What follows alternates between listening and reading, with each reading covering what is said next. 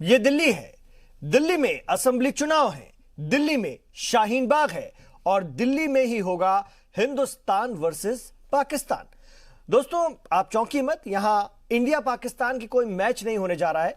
उसे हुए तो 7 साल बीत चुके हैं। दरअसल हम सभी जान रहे हैं कि दिल्ली में इंतखाबी मुकाबला वैसे तो आम आदमी पार्टी, बीजेपी और कांग्रेस के दरमियान है, लेकिन बीजेपी के एक उम्मीदवार ने कहा है कि 8 फरवरी को दिल्ली की सड़कों पर हिंदुस्तान और पाकिस्तान के बीच मुकाबला होगा। यानी दिल्ली के इंतखाबात में पाकिस्तान की एंट्री हो चुकी है। यानी क्या दिल्ली चुनाव में शाहीन बाग बड़ा मुद्दा बन चुका है? इस पर हम बात करेंगे और समझने की कोशिश करेंगे कि ये पाकिस्तान वाली बात क्यों दिल्ली के आम इंतखाबात में। उससे पहले जरा ये रिपोर्ट देखिए। दिल्ली इंतखाब में पाकिस्तान की एंट्री कैसे हुई? दरअसल शाहीन बाग में पिछले 40 दिनों से मुजाहरा जारी है, जिसको लेकर बीजेपी ने शाहीन बाग को शेम बाग का नाम दिया है। वहीं आम आदमी पार्टी कह रही है कि हम तो तरक्की के मुद्दे पर ही इंतखाबात लड़ रहे हैं। शाहीन बाग में जो हो रहा है वो तो एनार्की का पराकाष्ठा है। That is the height of anarchy, अराजकता की पराकाष्ठा है शाहीन बाग। नाम उसका शाहीन बाग है, हम हर नाम का सम्मान करते हैं, मगर मैं कहना चाहूंगा वहां शाही भ्रम फैलाया जा रहा है। The grand confusion regarding CA. हम दिल्ली सरकार के कामों के नाम पे वोट डाल रहे हैं। शाहीन बाग, एनआरसी, सीए, ये सब भटकाने वाली चीजें हैं। लॉ एंड ऑर्डर केंद्र सरकार के पास आता है, ट्रैफिक पुलिस केंद्र सरकार के पास आती है, हम क्यों कराएंगे? दिल्ली असेंबली इलेक्शन सिर्फ शाहीन बाग पर ही नहीं रुका, बल्कि बीजेपी ने यहां पाकिस्तान वर्सेस हिंदुस्तान के मुकाबले की बात कह दी है। बीजेपी के मॉडल टाउन से उम्मीदवार कपिल मिश्रा कह रहे हैं कि दिल्ली में 8 फरवरी को हिंदुस्तान बनाम पाकिस्तान होगा। हालांकि आम आदमी पार्टी पहले से ही कहती आ रही है कि वो काम की बुनियाद पर ही वोट मांगेंगे, लेकिन मामला यहीं नहीं थमा है। बीजेपी पाकिस्तान के नाम पर आम आदमी पार्टी और कांग्रेस पर हमलावर हो रही है, तो इसके पीछे वजह भी गिना रही है। ऐसे में सवाल यह है कि क्या शाहीन बाग, शेम बाग और अब पाकिस्तान का मुद्दा दिल्ली चुनाव में ट्रम्प कार्ड साबित होने वाला है? क्या दिल्ली में अब हुब्बुल वतनी ही सबसे बड़ा मुद्दा होगा? ब्यूरो रिपोर्ट, जी मीडिया। तो शाहीन बाग मुद्दा बना है और जैसा कि बीजेपी लीडर कह रहे हैं कि अब दिल्ली में भी जगह जगह मिनी पाकिस्तान बन रहे हैं। मतलब सीधे तौर पर वो ये कहना चाहते हैं कि शाहीन बाग की हवा जगह जगह चल रही है। क्या ऐसा है? इस पर हम बात करेंगे और ये चुनावी मुद्दा दिल्ली में बनने जा रहा है। मेरे पास सवाल जिनके इर्द गिर्द हमारी चर्चा चलेगी। क्या दिल्ली असेंबली इंतखाबात में भी पाकिस्तान मुद्दा बनने जा रहा है? दूसरा, अवाम के मसाइल को इंतखाबी मुद्दा कब बनाया जाएगा? यह भी बड़ा सवाल है। केजरीवाल कहते हैं कि वो बिजली, पानी और तालीम पर इलेक्शन लड़ रहे हैं, लेकिन भारतीय जनता पार्टी के लीडर पाकिस्तान लेकर क्यों? तीसरा, दिल्ली का ताजा तरीन मिजाज क्या है? दिल्ली के मुतालबात क्या हैं? इसको भी समझने की जरूरत है।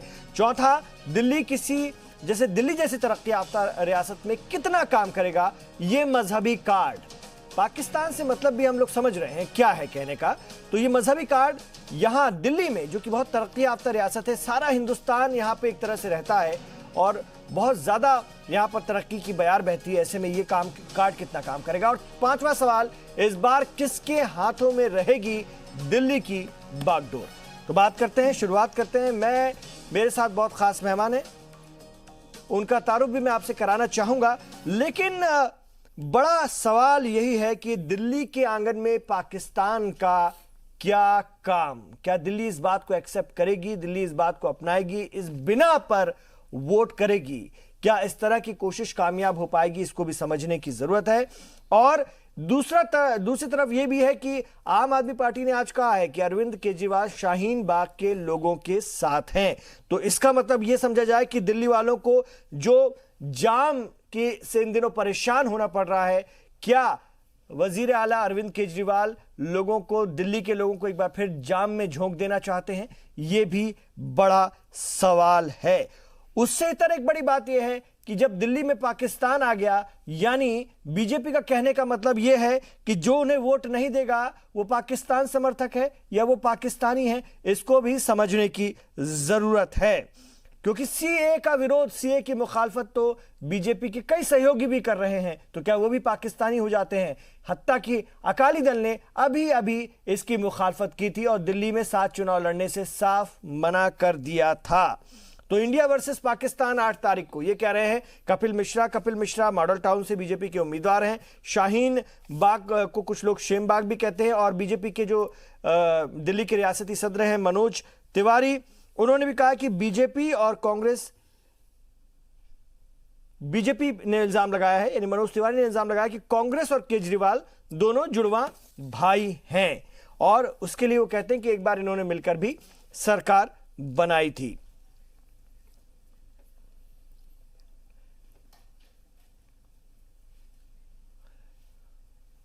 चलिए हम बात करते हैं, मेरे साथ बहुत खास मेहमान जुड़ रहे हैं। पहले मैं उनका तारुफ आपसे करवा देता हूं। मेरे साथ इस वक्त स्टूडियो में तशरीफ फरमा है अनिल गर्ग जी।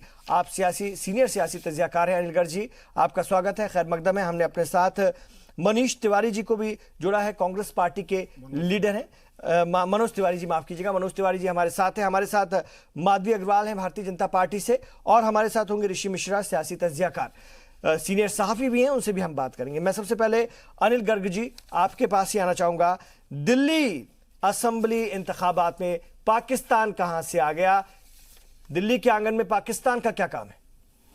देखिए, अभी आप जिस बयान का जिक्र कर रहे हैं कपिल मिश्रा जी के, मैं उनको डिफेंड करने बिल्कुल नहीं जा रहा हूं, लेकिन एक बात मैं यहां जरूर कहने जा रहा हूं कि उन्होंने ऐसा बयान क्यों दिया, इसके बैकग्राउंड में अपने को जाना चाहिए।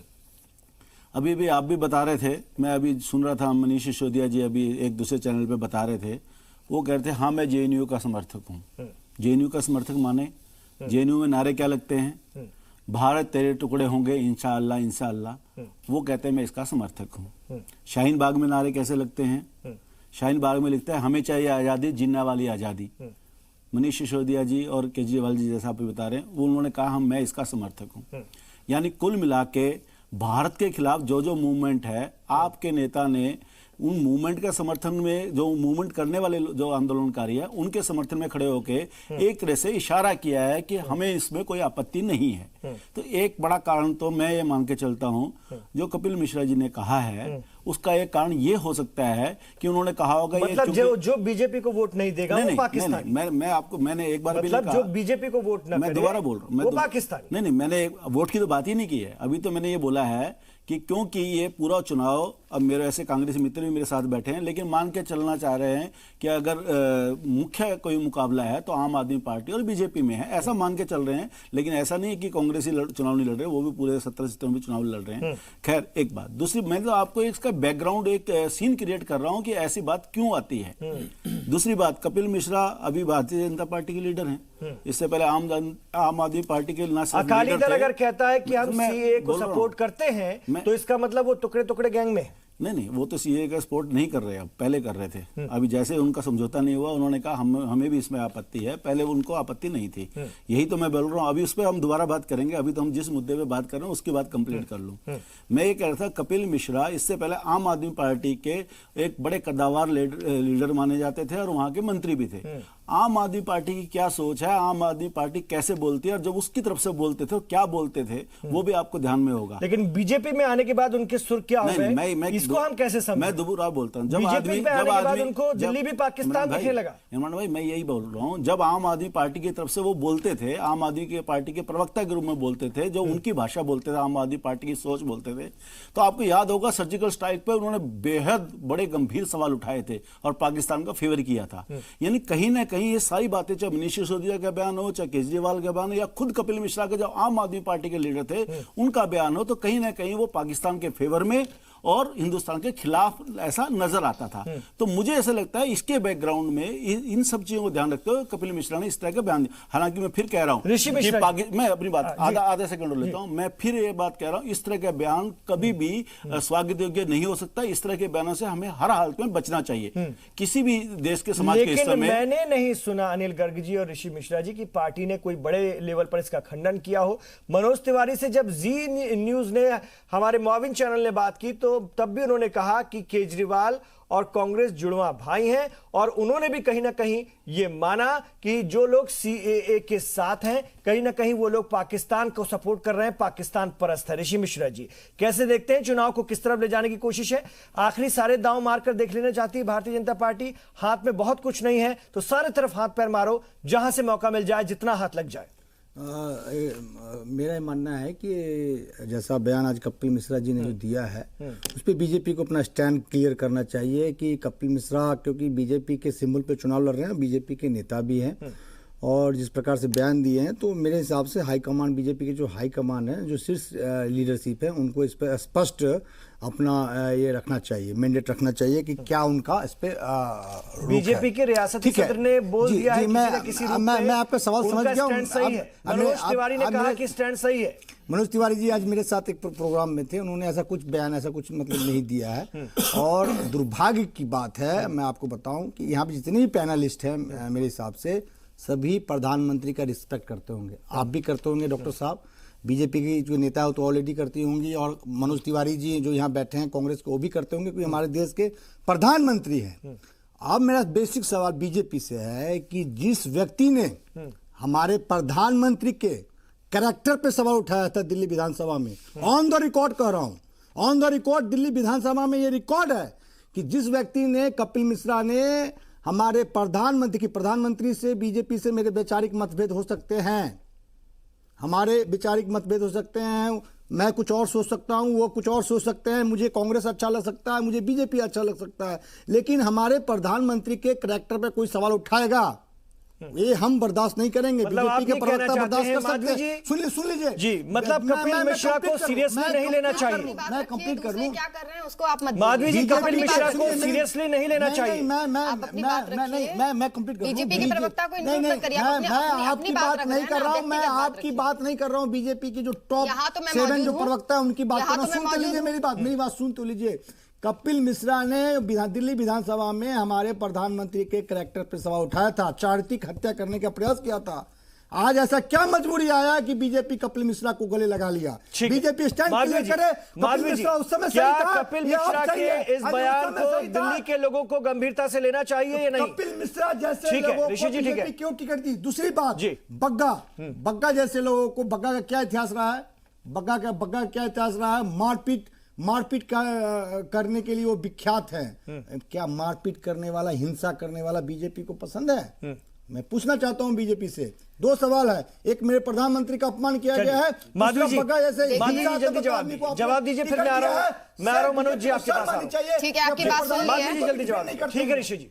देखिए, पार्टी ने किसे टिकट दिया, किसे नहीं दिया है, ये मेरा यहाँ पर बोलने के लिए अधिकार नहीं है, क्योंकि ये उनका अपना। माधवी जी बताइए, दूसरी बात ये कि उन्होंने क्या सोच कर दिया, लेना चाहिए या नहीं लेना चाहिए? देखिए, पाकिस्तान की बात जो उन्होंने की है, ये उनका अपना व्यक्तिगत जो है वो वक्तव्य है, मैं उस पर कुछ हस्तक्षेप नहीं करना चाहती हूँ।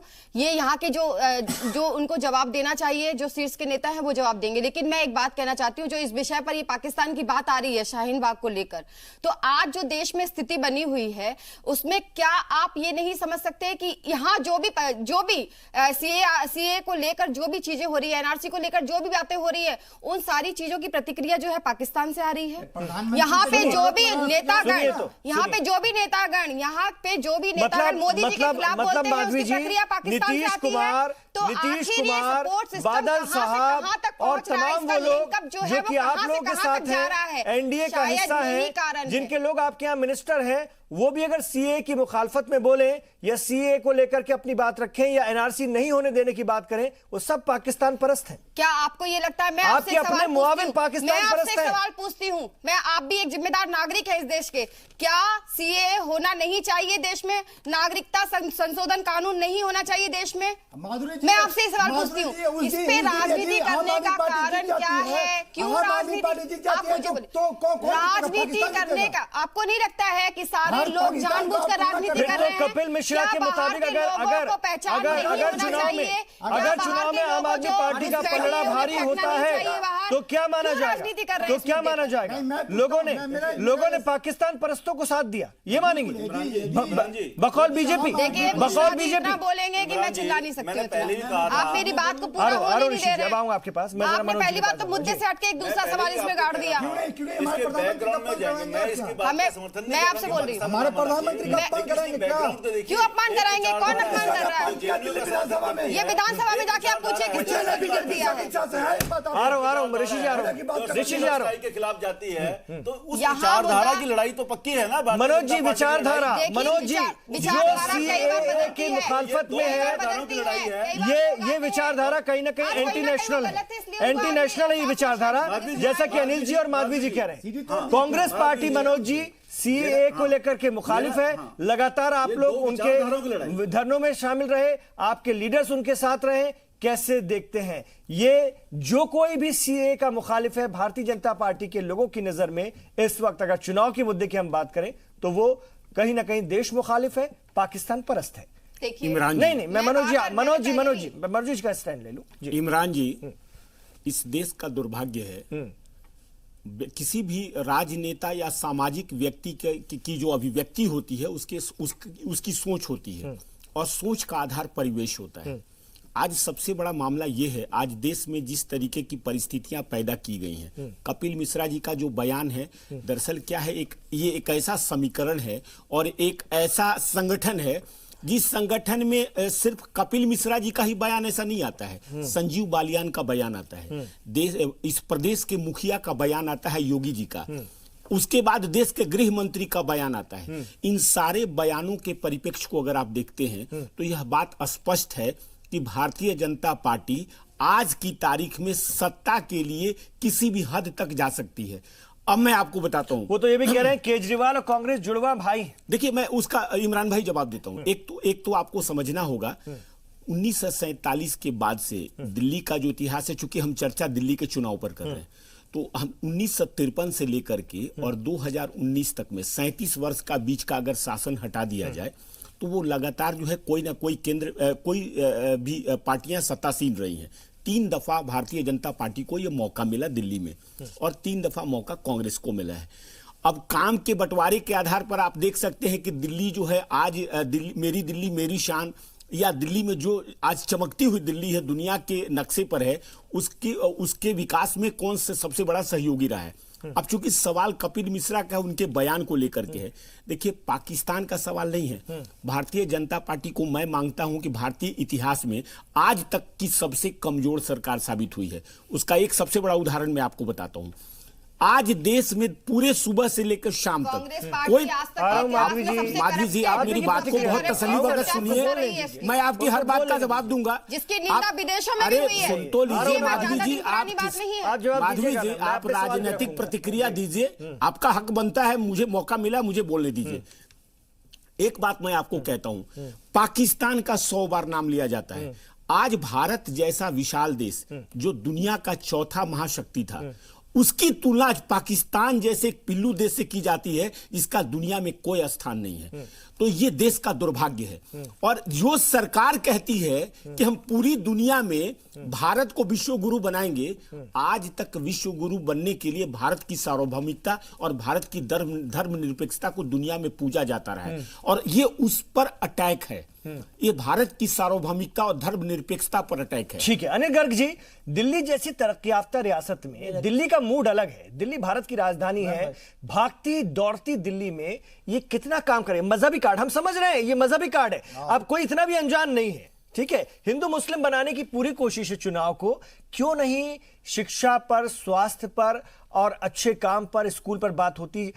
क्यों नहीं भारतीय जनता पार्टी कुछ बड़े वादे करके लेकर आती? आखिर कपिल मिश्रा या मनोज तिवारी भी इन्हीं मुद्दों में क्यों है? दिल्ली में ये सारे प्रयोग क्यों? क्योंकि दिल्ली क्या, और दिल्ली जैसी तरक्की याफ्ता रियासत क्या इसको एक्सेप्ट करेगी, आपको लगता है? देखिए बात ऐसी है, शाहीन बाग में कौन गया, जेएनयू में कौन गया, किसने कहा हम साथ खड़े हैं? यानी दिल्ली के, एक मिनट ऋषि जी, अगर आपकी इजाजत तो मैं बोल लेता हूँ। आप बोलेंगे तो मैं चुप हो जाऊंगा, मुझे कोई दिक्कत नहीं है। मैं किसी पार्टी को यहाँ फेवर करने नहीं आया, जो बात सच है, जो परिप्रेक्ष्य में उस बात को कहना चाहता हूँ। मैं ये बता रहा था आपको, ये जो आप कह रहे हैं परसेप्शन की बात है या मुद्दों की बात है, आखिर मुद्दा सेट कौन कर रहा है? शाहीन बाग में वो जो 1 महीने से उस पर बैठे हैं, धरने बैठे हैं, क्या बीजेपी ने बैठाए? हम मान के चले कि उसमें आप भी ये मानते हैं कि उसमें आज के जो मौजूदा विधायक वहां के हैं, अमन खान या कांग्रेस के पुराने विधायक हैं आरिफ जी, उनके द्वारा भेजे हुए, उनके द्वारा बैठाए हुए लोग हैं? एक बात। जेएनयू की जो बात बार बार चल रही है, मैंने इसलिए कहा ये विचारधारा की बात है, क्योंकि जेएनयू में जो नारे लगते हैं वो भारत के खिलाफ लगते हैं। शाहीन बाग में जिस आज़ादी की मांग कर दी जाती है, कभी फ्री कश्मीर का वहां पे पोस्टर लहरा दिया जाता है, कभी जिन्ना वाली आज़ादी बोली जाती है। आप मुझे बताइए, इसके अगर कोई समर्थन करता है तो क्यों ना उसको पाकिस्तान बड़ी बात। मनोज जी जवाब दीजिए, मनोज जी जवाब दीजिए। सारा हिंदू मुसलमान अपोजिशन करवाए, यानी आम आदमी पार्टी और कांग्रेस करवाए, और उसके बाद भारतीय जनता पार्टी के मत्थे मर दिया जाए, ये कैसे चलेगा? मनोज जी कैसे चलेगा? आधा सेकंड और लूंगा। मैं ये कह रहा हूं, जब मुसलमानों का वोट लेने के लिए आप किसी भी हद तक चले जाते हैं, उनको आपको ऐसा लगता है पाकिस्तान के प्रति प्रेम दिखाने से मुसलमानों को वोट आपको मिल जाएगा, तो फिर अगर दूसरा कोई उसके खिलाफ बोलता है तो फिर आपको क्यों लगता है कि पोलराइजेशन हो रहा है? तो मेरा कहना है, जल्दी से जवाब दीजिए मनोज, समझना चाहिए। मनोज तिवारी जी जवाब दीजिए। गर्ग साहब, ये सोच का नजरिया है। मैं आपको बता रहा हूं, उसका जवाब देता हूं। जवाहरलाल नेहरू विश्वविद्यालय जो है, इंडियन इकोनॉमिकल सर्विस में अभी 32 में से 18 लोगों को दिया है। देश के सबसे ज्यादा यूपीएससी में सबसे ज्यादा बच्चे जवाहरलाल नेहरू विश्वविद्यालय से आते हैं। आपका जामिया मिलिया यूनिवर्सिटी है, वो दुनिया का सर्वोत्तम जो है स्कॉलर्स माना जाता है, उसमें रिसर्चर्स होते हैं। शाहीन बाग के धरने के पीछे कौन सी सियासी जमात है? मैं वही बता रहा हूं, शाहीन बाग के पीछे जो है सबसे बड़ी सियासत जो है वो भाजपा का है। मैं उसका कारण बताता हूं। देश का प्रधानमंत्री 12 वर्ष से 14 वर्ष के लोगों को संबोधित करने जाता है, लेकिन शाहीन बाग में आज हजारों लाखों की तादाद में जो ये प्रदर्शन विगत 20-25 दिनों से 30 दिनों से ऊपर से हो रहा है, इस सरकार का कोई नुमाइंदा उनसे संजीदगी नहीं और रखता दिल्ली से लेकर और के नहीं। मनोज तिवारी जी, फिर ये भी बताइए, आप कह रहे हैं कि सब राजनीति बीजेपी करा रही, तो दिल्ली से लेकर के लखनऊ तक और देश के अलग अलग हिस्सों में मुजाहरों के दौरान जो हिंसा हुई, जो तशद्दुद हुआ, उसके बाद कौन सी पार्टी की राष्ट्रीय महासचिव मेरठ से लेकर बिजनौर होकर आई थी और कहा था तशद्दुद में मारे गए लोगों को शहीद का दर्जा दो? मैं उसका कारण बताता हूं। कौन कर रहा है? इमरान जी, ये राजनीति कौन कर रहा है? गर्ग साहब, वो कौन सी पार्टी की राष्ट्रीय महासचिव है? बताइए साहब, मैं आपसे गुजारिश करता हूं, आपने बोला, मैंने नहीं बोला, मैं आपकी बात का जवाब देता हूं। मेरे सवाल का जवाब देखिए, मैं उसी सवाल का जवाब दे रहा हूं। कश्मीर से कन्याकुमारी तक बिहार भारतीय जनता पार्टी की सरकार है, उत्तर प्रदेश भारतीय जनता पार्टी की सरकार है, असम भारतीय जनता पार्टी की सरकार है। कश्मीर से कन्याकुमारी तक ये जितना भी विरोध हुआ सीए के विरोध में, वो स्वतः स्फूर्त आंदोलन है। उसका अगर स्वतः स्फूर्त आंदोलन सरकार के द्वारा लाए गए किसी कानून से अगर आम जनता इत्तेफाक नहीं रखती है तो उसका विरोध होना लाजमी है। लोकतंत्र की सुंदरता है। मैं आपके बात का जवाब देना चाहता हूं। जो ये सियासत की बात की जा रही है, हिंदू मुसलमान बनाया जा रहा है, आप मुझे ये बताइए, मुंबई के ग्राउंड में जब सरबजीत सिंह आते हैं, संजय सिंह आते हैं, वहां पर राजदान आते हैं, अब ये कश्यप आते हैं, अनुराग कश्यप आते हैं, मनोज वाजपेयी आते हैं, उसमें कौन सा मुसलमान की बात? दिग्विजय सिंह प्रियंका गांधी वाड्रा सत्याग्रह करने बैठ जाती हैं दिल्ली के इंडिया गेट के पास। आपने एक सवाल किया था प्रियंका गांधी जी के संदर्भ में, मैं बताता हूं। गर्ग साहब, और अर्जुन खेर अगर समर्थन करे तो वो मोदी का चमचा है। गर्ग साहब, ये क्या बात हुई? गर्ग साहब, आप अपनी बात का जवाब ले लीजिए। देखिए, सवाल ये है, विरोध होता है, प्रियंका गांधी किसके पास जाती है? एक इस जो आंदोलनकारी है, आंदोलन में जो लोग भाग ले रहे हैं, उसमें से एक जनता को अगर किसी को चोट लगती है तो प्रियंका गांधी वहां पहुंचती है। सुन लीजिए, अरे माधवी जी जवाब सुनिए, मैं आपका जवाब दूंगा। अरे मैं उसी के लिए तो बैठा हूं। मैंने बोला आपको, आप बताइए, सरकार आपकी है, रियासत आपकी है, और इस रियासत में रहने वाले लोग जो है, आम जनता, वो अगर कहीं घायल होती है तो इस सरकार का कौन ऐसा प्रतिनिधि है जो उससे मिलने गया है? तो क्या प्रियंका गांधी को मिलने नहीं जाना चाहिए? मतलब राजनीति में हम सामाजिक कार्य करता है और इस मुल्क का माधवी जी कहां लगे हैं पाकिस्तान जिंदाबाद के नारे? माधवी जी कहां लगे? आपने कहां सुना पाकिस्तान जिंदाबाद के नारे? माधवी जी कहां सुना आपने पाकिस्तान जिंदाबाद के नारे? जब जेएनयू में लगे थे नारे कि भारत तेरे टुकड़े होंगे, और जिस तरीके से भारत के टुकड़े तो उसमें होंगे आपने एक लाइन और बढ़ा दी, पाकिस्तान पाकिस्तान जिंदाबाद भी आपने उसमें जोड़ दिया। इमरान जी, मैं माधवी जी से एक सवाल लेना चाहता हूँ। क्यों माधवी जी, मुझे आप एक सवाल का जवाब दीजिए। सुनिए, कांग्रेस के माधवी जी, मुझे आप एक सवाल का जवाब दीजिए। झंडा लहराया गया, अरे आपने जवाहरलाल नेहरू विश्वविद्यालय में लगाए गए नारे के संदर्भ में बात की है।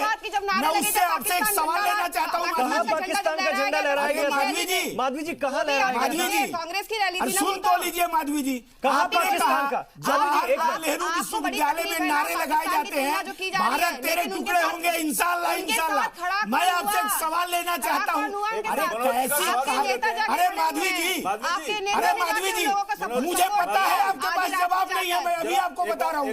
जवाहरलाल नेहरू विश्वविद्यालय में नारे लगाए जाते हैं, भारत तेरे टुकड़े होंगे इंशाअल्लाह इंशाअल्लाह। अरे कैसी कायर सरकार है आपकी, अरे कैसी कायर सरकार है। ये 6 वर्ष से आप एजेंडा चला रहे हैं। 6 वर्षों में ऐसे राष्ट्रद्रोहियों को क्यों नहीं गिरफ्तार किया आपने, क्यों नहीं बंद किया आपने, उनके ऊपर कार्रवाई क्यों नहीं की?